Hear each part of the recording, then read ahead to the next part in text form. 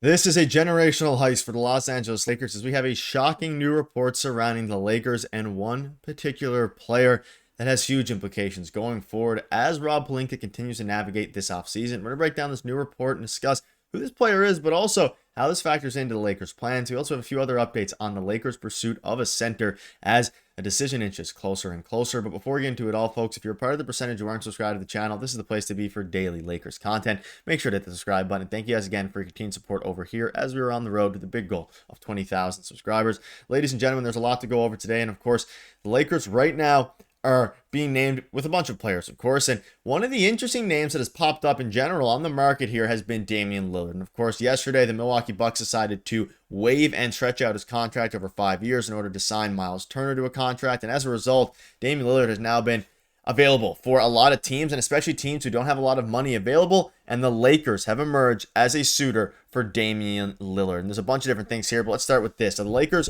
are among really 3 of the most likely teams. I think there's like 10 to 12 teams that have expressed interest. That report came out yesterday. And then a report dropped this morning from the Athletic saying the Warriors, the Celtics, and the Lakers are among the teams that have interest in doing a deal with Damian Lillard sooner rather than later, sources tell the Athletic. Lillard received calls from several contending teams quickly after the news of his Bucks departure and being waived by the Bucks. So this is pretty interesting because there's only 3 teams named here as ones who actually want to get a deal done sooner rather than later, and that is the Celtics and, of course, the Warriors. Now, this is a very intriguing opportunity for the Lakers because it's very rare you get a Hall of Famer, most likely, one of the best point guards in our generation, someone like that who's able to just randomly be signed for maybe the veteran, even probably the veteran minimum, as soon as this offseason. And, of course, he tore his Achilles. He's going to be out next year for the majority of it. But if you're the Lakers now, you have an interesting opportunity to go ahead and sign a guy like Damian Lillard. Now, the problem with this is, and we'll dive into a bunch of different things, but of course, one of the problems with it is that, next year might be LeBron's, or this upcoming year rather, might be LeBron's last year as a Laker.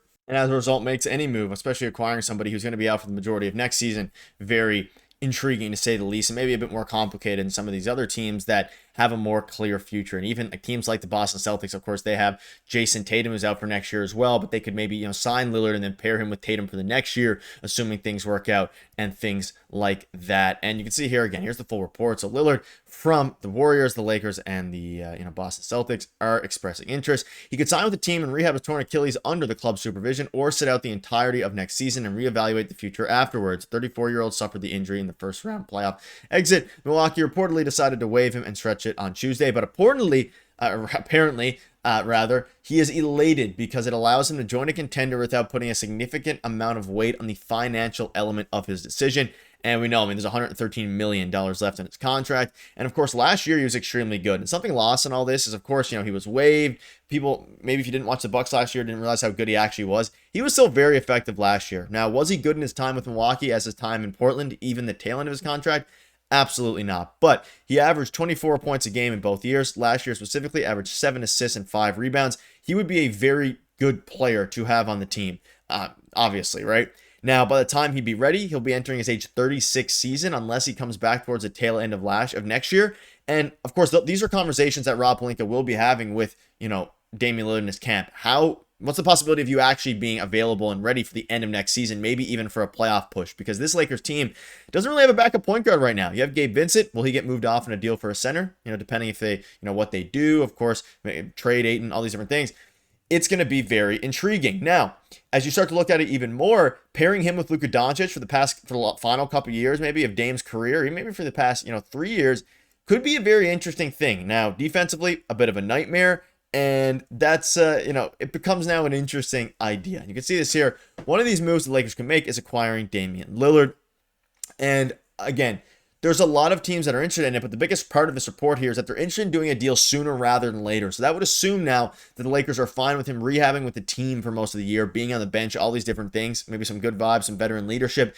And then, of course, you're pairing up, potential of a really strong team. And something else in here, you can see the Lakers are among teams showing interest in Damian Lillard. On Monday, Dame defended Jake LaRavia following Gilbert Arenas' discussion on Instagram. And, of course, Gilbert Arenas has been making some interesting takes lately, basically called Jake LaRavia not a bum, but not a signing that the Lakers should have done, or not the player that'll put them over the top. And you see there in the comments, Dame saying he's nice, though. And it's very interesting because already defending a Laker, or now a Laker, Maybe this is a hint, and probably not. It's probably, galaxy braining it, reading too far into it. But I would like the idea of, Dame in LA, given the right circumstances. And at $3.4 million, you can't really go wrong. Again, the Lakers would have to move some things around, get out of the aprons, all these different things to make sure you don't put yourself in a bad. Like, I can't imagine the Lakers are going to want to put themselves in the first apron or keep themselves in the first apron by, rehabbing Damian Lillard. However, at the same time, he is a very, very solid player. Now, how Lillard would fit in Los Angeles is another conversation entirely. The Lakers already have their floor general in Luka Doncic. Still, if Lillard were to choose LA, there's a scenario where it could work. I mean, this would be probably a backup point guard situation for the Lakers. You have Luka, you have Austin Reaves. Your backup point guard could be Dame while he rehabs, and then maybe if he has a great year, he goes elsewhere, right? Or maybe they play Dame at the 2 and you have Luka at the 1. And he's expected to miss the majority of next season. By the time he returns, he'll be 37. But given his track record as one of the game's premier shooters, there's a chance he could thrive in a more specialized role aside Doncic. Whether that's as an off-ball guy, whether that's as a backup point guard. He's one of the best shooters we've seen, especially from distance. It becomes interesting. And of course, it's a funny conversation to have, but you have to talk about it when the Lakers are among the finalists. And let's, for sake of argument here, you put him into this lineup. So again, your starting lineup would remain the same. And who knows what it'll look like the year after next. You can't really pencil him into this lineup because LeBron, this is his last year of his contract. Hachimura is probably going to be gone.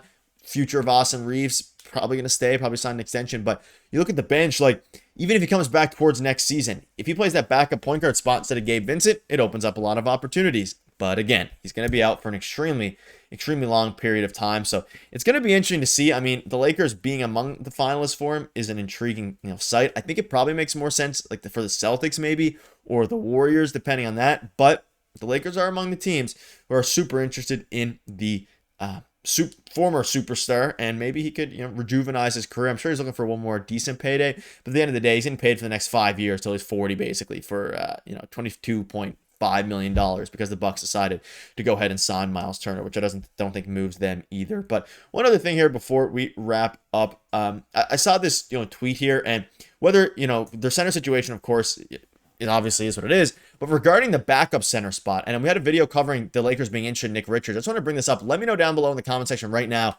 Do you want to see Nick Richards as a Laker? Now, whether that's in a starting spot or a backup spot, I think this would be, and this tweet was from a little bit ago. But you see here, if Nick Richards is made available for trade, which he is, definitely worth looking into making him the backup big man for the Lakers. The more I've thought about it, the more I don't like it as a starting center. I really don't like the idea.